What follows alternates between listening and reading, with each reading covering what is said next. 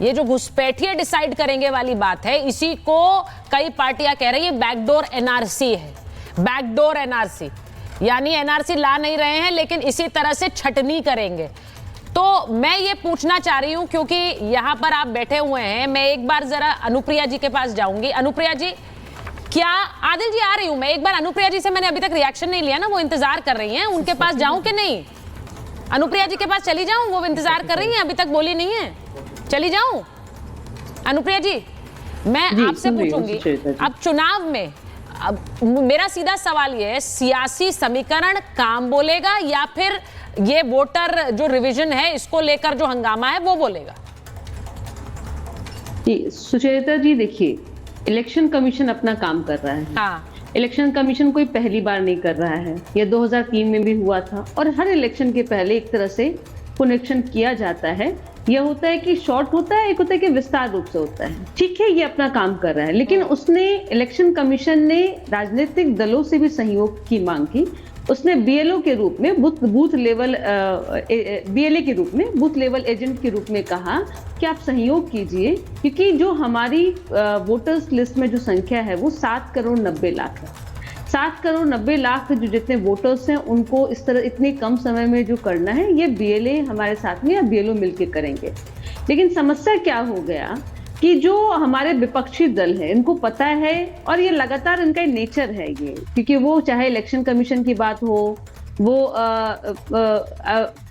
Voter list की बात करेंगे, अलग अलग तरफ का आरोप लगाएंगे, कभी कहेंगे लोकतंत्र खतरे में है, कभी ईवीएम की बात करेंगे। तो ये इनको पता है कि ये इलेक्शन लूज करने जा रहे हैं और इनका एक एजेंडा बन गया है कि सरकारी तंत्रों पे सवाल उठाओ और अपने आप को विक्टिम बताओ।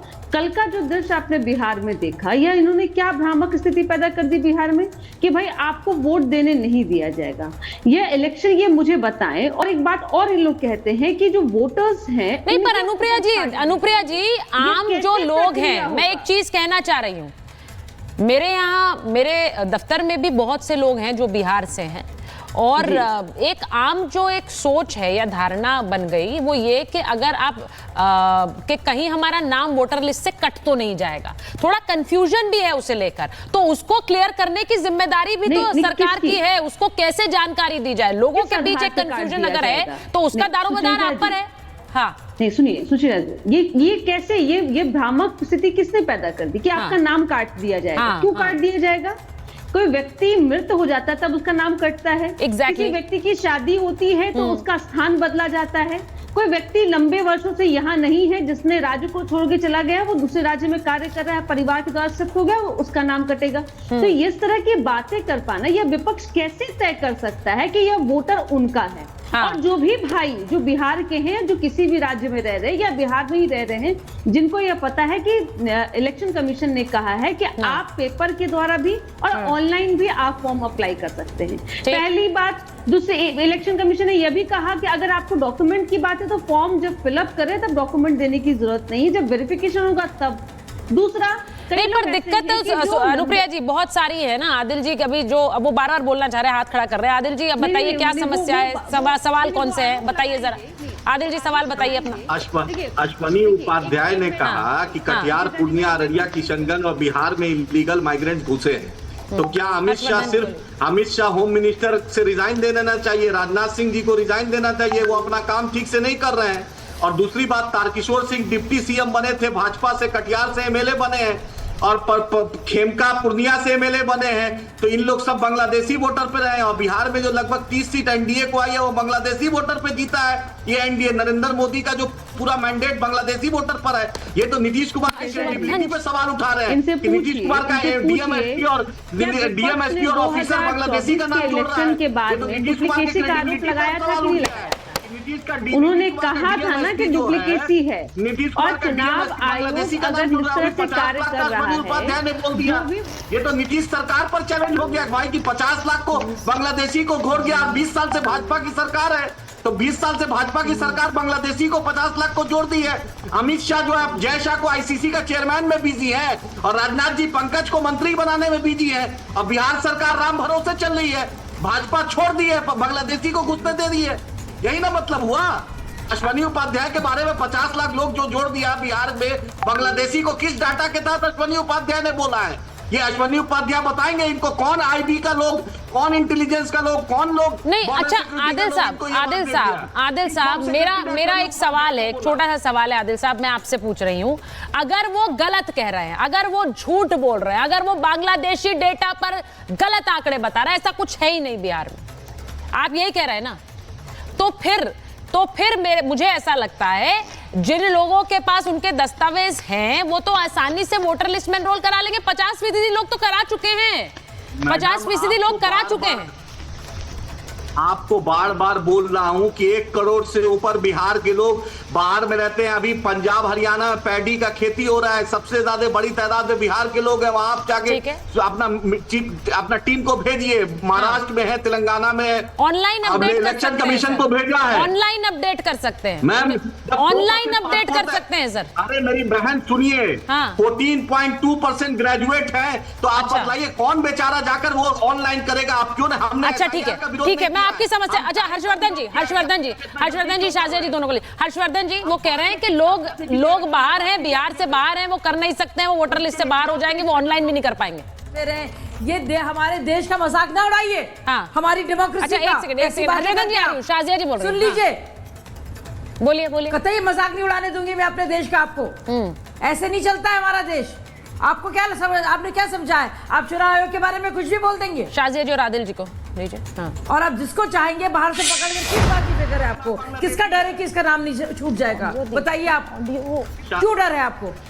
शाजिया जी मेरे ऐसा क्या हो रहा है? मेरे क्यों डर होगा? अश्वनी उपाध्याय से पूछिए, 50 लाख बांग्लादेशी को बिहार में जोड़ दिया है, किस आधार पर अश्वनी उपाध्याय ने जोड़ा? पूछिए। होम मिनिस्ट्री पे सवाल कर रहा है, बिहार में भाजपा सरकार पे सवाल कर रहा है, नीतीश कुमार पे अश्वनी उपाध्याय ने सवाल कर दिया, बिहार के डीएम, एसपी और होम सेक्रेटरी पर अश्वनी उपाध्याय ने सवाल कर दिया कि किस आधार पर 50 लाख बांग्लादेशी है। अश्वनी उपाध्याय को कौन इंटेलिजेंस का ऑफिसर रिपोर्ट किया है? पूछिए। अरे तो मैं वही तो कह रही हूँ, आप मेरी बात नहीं सुन रहे हैं। आदिल साहब मैं आपसे सहमत हूँ, चलिए मैं आपकी बात मान रही हूँ, मैं तो आपकी बात मान रही हूँ। आप कह रहे हैं कि कोई नहीं है, रोहिंग्या नहीं है, बांग्लादेशी नहीं है, आपकी बात मैं मान रही हूँ। हम तो चाहते हैं आप कीजिए, मैं तो आपकी बात मान रही हूँ सर। आप देखिए, फिर आप देखिए, फिर मैं बोलूँ आप अपना टोन चेक करिए सर, टोन चेक करिए, टाइम दीजिए उनको, टाइम दीजिए, हम टोन चेक करिए, टाइम दीजिए उसको, टाइम दीजिए। इतना हड़बड़ी क्या है? लोकसभा के बाद क्यों नहीं आपने? हर्षवर्धन जी को लीजिए। आप 1 महीना में सब कुछ क्या चाहती है? आपने जो बात बोली है वो कोर्ट ने भी कही कि टाइमिंग को लेकर सवाल है। देखिए आदिल साहब, जो बात आपकी सही, अनम्यूट करिए हर्षवर्धन जी। अब उन्होंने ये कहा है कि बांग्लादेशियों को लेकर गलत डेटा बता रहे हैं, ऐसा कुछ नहीं है, पर उन्होंने ये भी कहा है कि भाई ऑनलाइन भी नहीं कर सकते हैं क्योंकि जो लोग बिहार के बाहर हैं उनको ऑनलाइन प्रक्रिया नहीं आती है, तो वो कैसे करेंगे? वोटर लिस्ट से बाहर हो जाएंगे। हर्षवर्धन जी अनम्यूट करिए सर अनम्यूट करिए। अरे भाई इनको बिहार कब आए? आदिल मियां क्या जानते हैं? आदिल मियां बिहार के लोगों को बड़ा अंडर एस्टिमेट कर रहे हैं। दुनिया जीत के बिहार के लोग बैठे हुए और उनको ये कह रहे हैं कि उनको ऑनलाइन अपडेट करना नहीं आता है। बड़ा विचित्र बात कर रहे हैं। लेकिन मूल बात क्या है?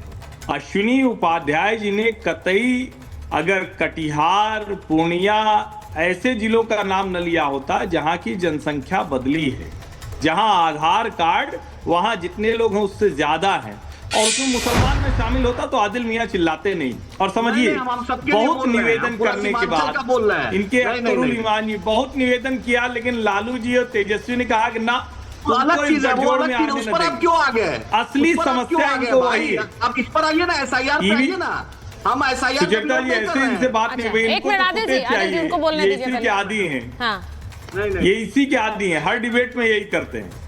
मूल बात क्या है? क्या इस देश में बांग्लादेशियों और दूसरे अवैध घुसपैठियों की समस्या नहीं है? तत्कालीन प्रधानमंत्री इंदिरा गांधी तक ने कहा था कि असम जिस तरह से बांग्लादेशी घुसपैठियों से भर रहा है वो आने वाले समय में बड़ी समस्या हो जाएगी, हमें रास्ता नहीं सूझ रहा है। क्या जो चिकन नेक है उसको काटने की बात नहीं की गई थी? क्या पूर्वी दिल्ली में जब दंगे हुए थे तो उसके पीछे वही सारे लोग, वही सारी वजहें नहीं थी? और इस देश में बड़ा दुर्भाग्य है कि यहाँ के राजनीतिक दल, यहाँ के नेता लोग पता नहीं क्यों जब किसी की पहचान होने की बात आती है तो उस पर सवाल खड़ा करते हैं। और जरा बताइए ना, नागरिकता पहचान करने का अधिकार नहीं, ये क्यों बोल रहे हैं? देश के नागरिक की पहचान तो होनी चाहिए ना। चिल्ला रहे हैं कि पिछले दरवाजे से एनआरसी और एनपीआर है, भाई अगले दरवाजे से करने की मांग कीजिए ना। अगर आप इस देश के राजनीतिक दल हैं तो इसमें क्यों पीछे पीछे आ रहे हो?